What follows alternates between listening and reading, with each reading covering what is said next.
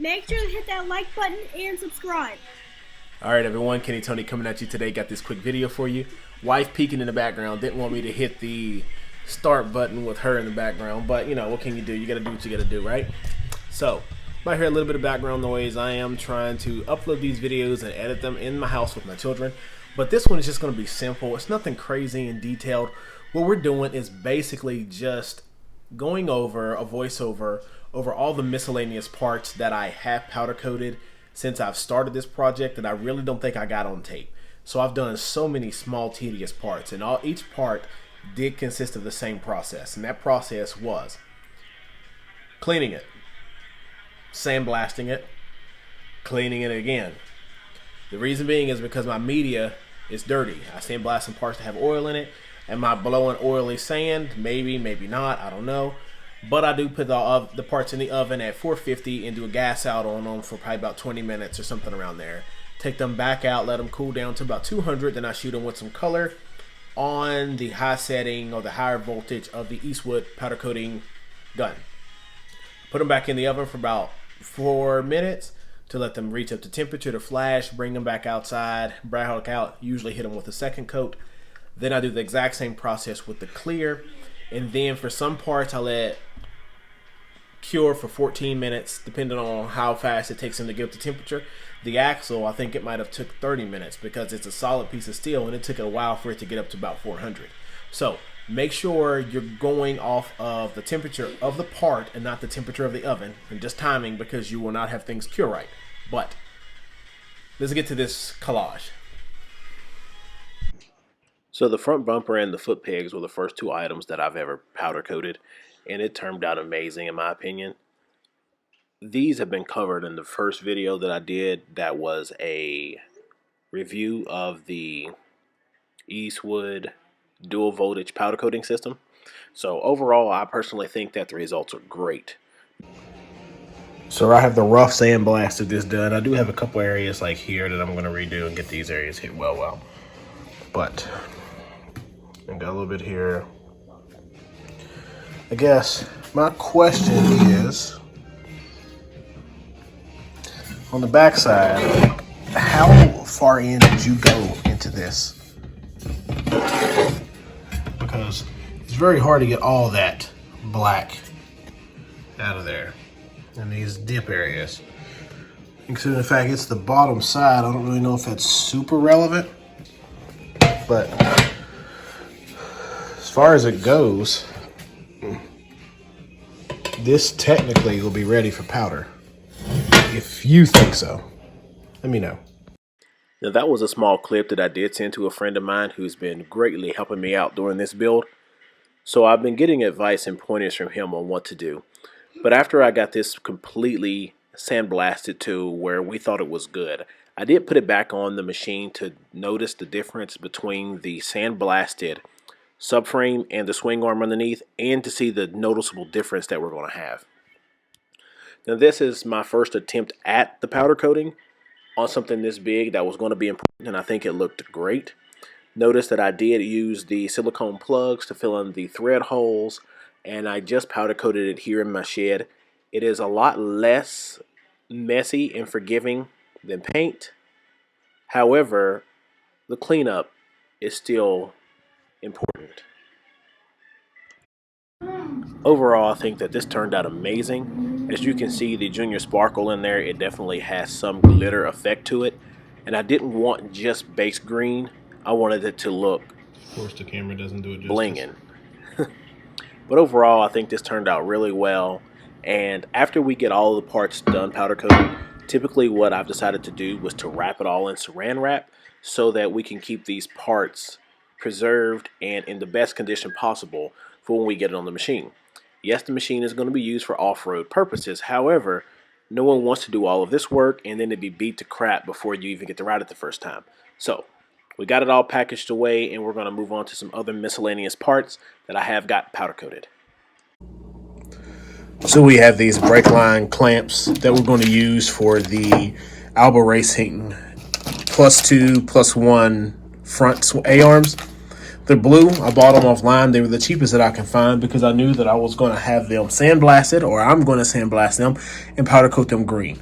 So we're going to go ahead and get that done. There's no need to have a video about that. I'm just throwing it in here with this one.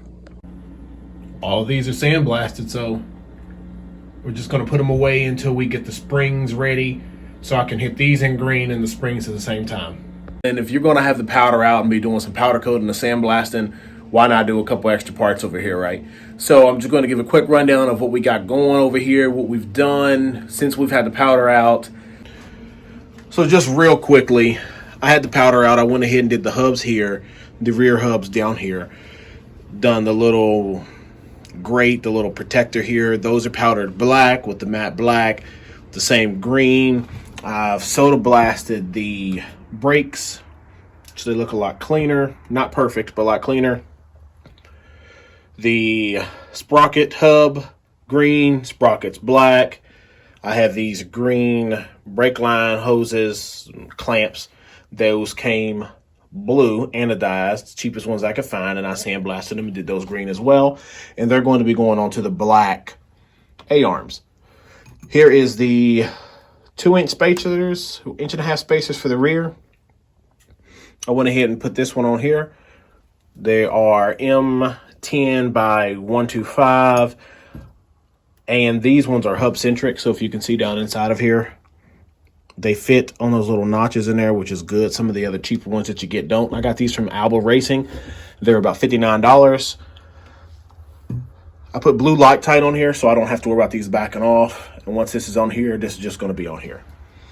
Also, at the same time, I did get my new elbows for the coolant hoses. We'll talk about those in the next video. And I changed this up. This was all black. I hit it with the sander, took all the powder coat off, cooked it, blasted it, got it rough again, and then cleared it all over again with the clear powder. Turned out really good. I really like it compared to being all black. So we have the rear swing arm green. And as I've stated in my other videos, when I say green, I mean green. So we did not do the carrier bearing green. I originally was going to do that. However, I did not want to take it all apart. It would have been a huge pain, and it was kind of unnecessary to go through all that. But after all that was done, we've decided to leave the carrier bearing, the aluminum color. We wrapped it all up in bubble wrap and saran wrap, and it's going to just be set aside as well until it's ready to be used. Now, speaking of the rear swing arm, we did get the axle out and we sandblasted it as well.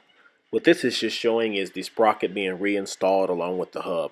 And it's showing that I did not cover the threads when I powder coated this. So if you're going to do this, make sure that that's very important, is not cover those threads because it's a huge pain. And also, I covered the axle with tape, blue tape as you see on there, when I did try to get that sprocket back on, because you have to put that locking pin in and it can be a huge pain.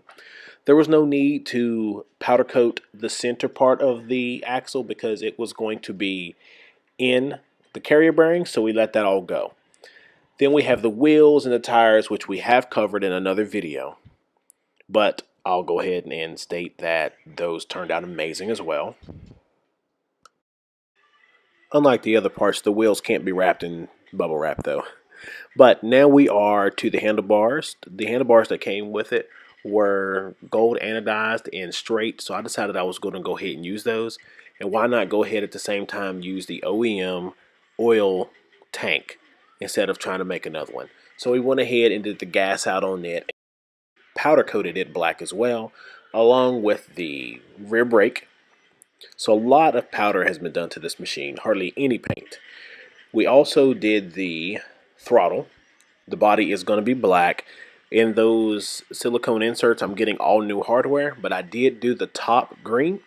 I did have to sand off the Yamaha words because they were kind of gouged out. I have new hardware coming for it for here and all this, but don't look too bad redone. Alright, so there we go. I did say that it wasn't going to be anything crazy, and this is a quick wrap-up video to get all those parts. I mean, I sandblasted and powder coated a whole lot of little items, that I didn't really get on tape, and I wanted you all to see what was going on. As far as it goes, there's only, I could think of in my head, 2 items that are going to be painted. The plastic parts in the shock towers were spray painted black, and they're plastic, and they're going to go inside of the shock. And the other part that is going to be painted, I think I'm going to paint the radiator, just a real light coat of black over there. I did think about Cerakoting it, but I kind of don't want to spend the money for it. But I'm not really sure how the black paint is going to hold up. I did put black paint on the motors of my 125 and 250, and they've held up great. However, you got to make sure you use high temp, like car engine paint, because it is chemical resistant. Don't use the grill paint, because as soon as you get some gas or some oil on it, it's just going to run off. Because I think I did that once, and I sprayed the whole motor over once again with